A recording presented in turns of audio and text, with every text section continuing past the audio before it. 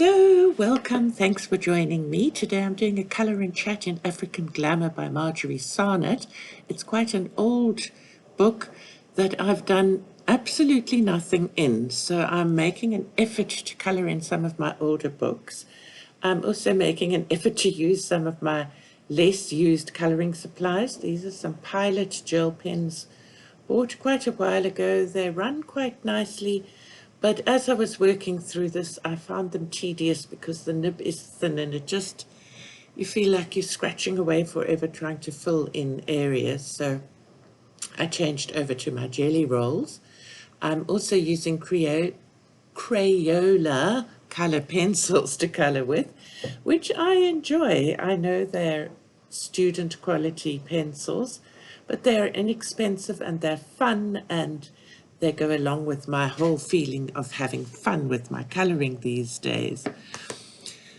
I recently had to go to the dentist, and I don't know how many of you feel anxious about the dentist, but for me, I feel like I have a whole long history about it. My mom was afraid of the dentist, and she shared that fear and its effects with all of her children.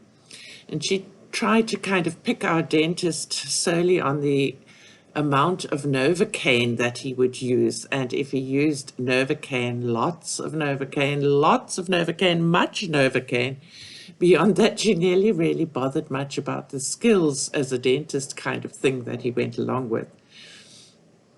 My own theory is that dentistry must be a most terrible job to do. And I must say, as my present-day dentist is an absolute honey and I love him to bits, but as a child, I thought that my dentist looked so scary, with kind of big glasses, like Coke bottle thick glasses, making him look kind of pop-eyed.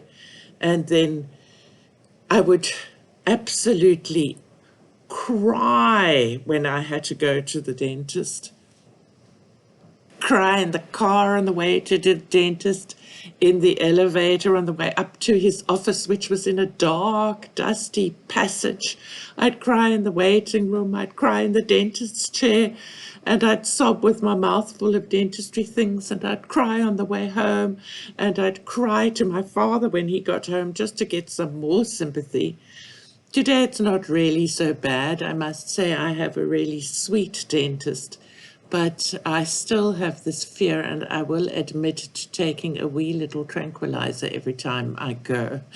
I wonder how all of you feel about the dentist. Anyway, my visit to the dentist is over, and I can relax again for another year. While I was coloring this piece, I didn't really think much about light sources or shading or anything like that. I just listened to my audiobook and had such fun coloring and really enjoyed myself. I listen to audiobooks more than read because, as probably most of you know by now, my eyes aren't fantastic. So I like to kind of kill two birds with one stone, as it were, and while I'm coloring or doing other art, listen to an audiobook so I can fulfill my love of reading at the same time as fulfilling my love of art. And at the moment, I'm busy listening to the latest Lucinda Riley book called The Missing Sister. It's the final one in the Seven Sisters range of books, and I wonder if any of you have read it or not. If you haven't read them, they're a really lovely series of books that I've so enjoyed. On another track, I've been kind of doing a bit of blogging on my Facebook page, and I've been looking into something called the benefits of mini habits. And I wonder if any of you have heard of mini habits. So what it is basically is, if you can imagine making only small adjustments in your life and still managing to create impactful and meaningful change. So mini habits, just what it sounds like. It's taking the premise that doing a whole lot of small things will eventually add up to something amazing. Think, for example, of what would happen if you only read a couple of news articles every day. Before you know it, you'd have accomplished the goal of becoming more informed, and you'd be better able to handle discussions about current events. I use it if I only do a little bit of work on my PLR or a little bit of coloring, then I'll eventually finish a picture and get a video up. So by having mini habits, you kind of create an atmosphere of success. So by setting small goals, you're much more likely to meet them.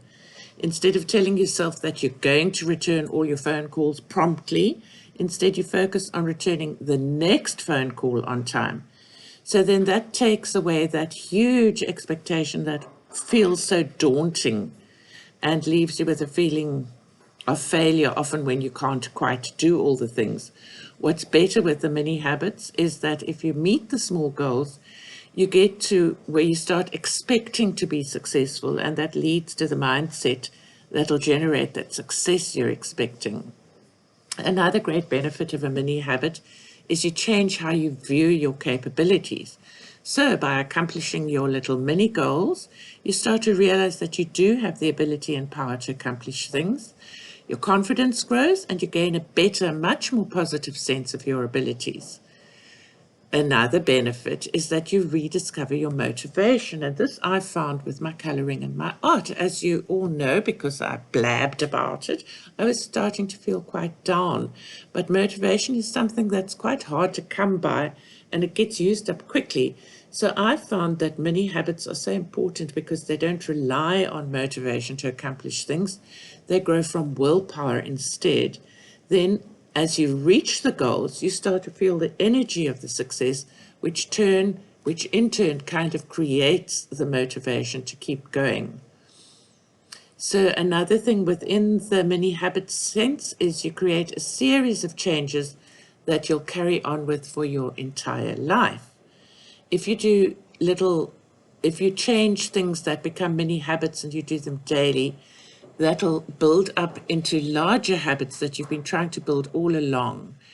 So, for instance, doing something that you want to do. For me, it's to do with my coloring and my YouTube channel and my art and my Amazon publishing business. So I'm creating a mini habit of making sure that I start at least one thing every day, and then I complete that thing before I start another. And that has helped for me. Because we're all different, we'll have different things that we want to concentrate on. For instance, if you want to start exercising, do one push-up a day. If you're a singer like I am, start your morning with a morning routine of doing 5 breathing exercises in the shower. That's lovely. You've got nice steam and you feeling healthier, and it's helping your lung power. That starts you feeling, oh, I did that, and I can carry on. Okay, so end of my little motivational chat for today. Now I'm going to chat more about the coloring. As you can see, I've sped this whole video up so that it doesn't take forever, because this is not a teaching video, this is just a chat video.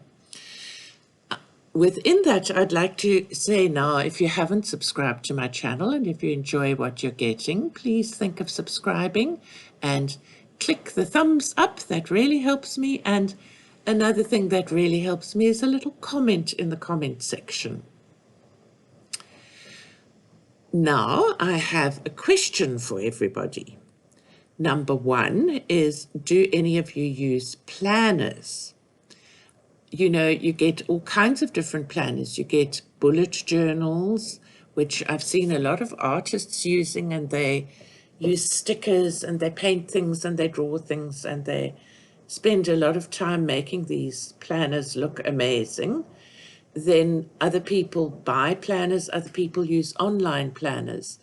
I am busy creating some planners for my Amazon KDP, that's the Kindle Direct Publishing business, and within that you get the choice of having the book that you're creating printed in black and white or in color. And I'd like to ask you, if you buy a planner or a diary, do you prefer a dated planner? So do you want one with a date in the year, and so everything is according to the calendar year? Or do you prefer an undated planner? Do you prefer it costing a little bit less in black and white? Or do you prefer it costing a little bit more, probably about $4 to $5 more in color, because the printing in color cost is so much higher? The planner that I've created at the moment, I've done some, I think, quite pretty watercolor backgrounds, and it seems a shame to me to be printing these in black and white, but it does put the cost up. So my thought was that I could create them as printables for my Etsy store, so then the printing cost doesn't affect me, it affects the end user, who can then decide whether they want to print them in color or black and white. But I can choose to print them in color on Amazon, but then it makes the end cost higher. So I suppose it's quite a long-winded question. Do you prefer color? Do you prefer black and white? Would you be prepared to pay more for color? Would you prefer a print your own version where you print as many pages as you would like? And please let me know in the comments. I would really find that a little bit of market research and really helpful for me, if you don't mind. Over here, I've given up on my thin gel pens. They were fine, but they just take too long. I nearly always end up going to jelly rolls. I just love them. I love how the ink flows in them, and it gives me a sense of pleasure. And I really found that they worked quite well over the Crayola crayon, and I kind of like how this turned out, bringing out the pattern and making the background look fine. It also made the coloring with the pencil faster. So let me know what you think. Have you colored this image? Do you like coloring in Marjorie Sarnat books? I love looking at the images that other people finish coloring in her books. They always look so amazing. I personally find coloring in them quite difficult because they're very full of detail, which is what most people enjoy. I often find it takes so long, and then I get impatient. I don't think I'm the world's most patient colorist that there is, although I'll spend a lot of time on some images, so perhaps I just need to have a good book and sit down and do more with them. So let me know what you think. I suspect by this stage you've actually listened to me prattling away enough, and so I'm going to add some music to finish this, and I'll pop in to say goodbye at the end of the video. Please remember to subscribe to my channel if you haven't, and to drop me a comment. I would so appreciate it.